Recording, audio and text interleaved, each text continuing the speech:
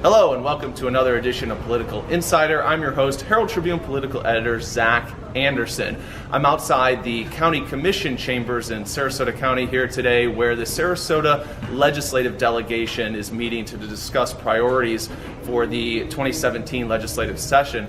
With me is State Representative Jim Boyd, who is one of the leading Republicans in the House of Representatives. He's part of the House leadership team, and he chairs the House Ways and Means Committee. Representative, thanks for taking a few minutes. Oh, thank you. So, oftentimes these meetings are a lot of budget requests, and that's what we heard a lot of today, but there was a few interesting, unusual things that came up. One thing that stuck in my mind was the mayor of Longboat Key, who I believe is a Republican, brought up the issue of sea level rise. It hasn't been something that's been debated a lot in the legislature, but he talked about flooding on Longboat Key and sort of, regardless of some of the partisan stuff around climate change, this is something that's starting to affect these beach communities. What did you think about that? Is that something that you see being debated at all? Yeah, Zach, thanks for having me, first of all. But thank you. Not the first time we've heard about that. You know, there's conversation around the state. I haven't seen anything substantive in committee yet.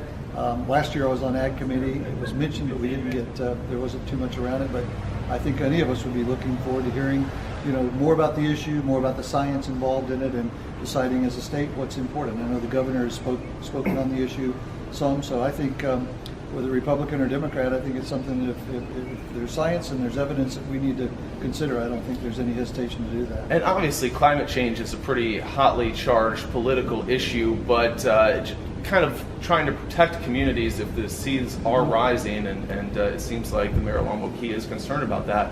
Is that something that you think you can put partisanship aside and try and do some of these infrastructure projects? Yeah, I think certainly we could have dialogue, yeah. You know, and I think it depends on the science and the evidence and the information that surfaces, no pun intended, yeah. Of course, in terms of what really is happening. But I think there's certainly always room for dialogue on the issue. Another issue he brought up was the vacation rental issue. I don't know how much you've been involved in this, but some municipalities are concerned that the state has preempted their ability to regulate vacation rentals. Obviously, tourism is a huge part of the state's economy, and vacation rentals are important for the tourism industry, but they also can cause noise and garbage and other issues, and some of the communities would like more of an ability to regulate them. Where do you stand on that? Well, I stand firmly on the side of property owners, and we voted on that, I think it was 4 years ago, and it was a property rights issue.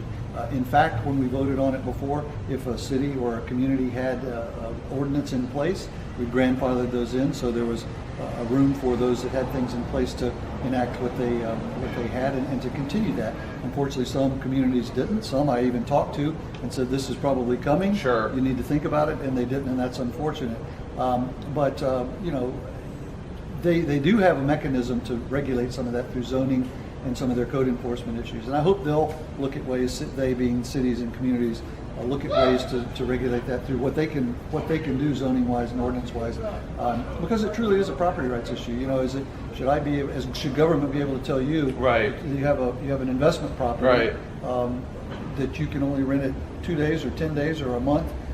You know, I didn't feel, and most of my colleagues, because it passed, didn't feel like that was the government's right to do that. So. And the other side says that they also have property rights, that you know, they have the right not to be disturbed by these big rental houses that can be loud and have issues. What do you? Well, I wouldn't disagree with that, but I think that's where you get into zoning and building regulations and the like that they can enact locally. We didn't try to take that away from them as communities.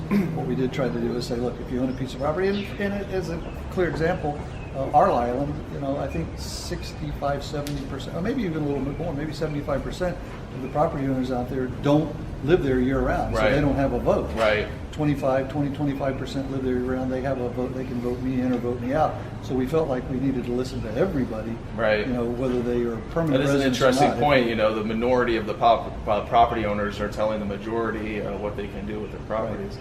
Right. Again, a lot of this meeting was about budget concerns. There was a lot of people who were coming saying, asking for money for a range of things, mental health issues, for Benderson Rowing Park, for colleges and universities. One thing that came up a lot was River Road, which I know you said you've worked on in the past, but it's a tricky issue because it's a county road and you're trying to get state funding. Can you talk a little bit more about that? Yeah, and we're going to do everything we can to try to help in that regard. It is a county road, complicates a little bit from the state dollars. You know, normally county roads, you have counties participate in improvements or changes in those roadways.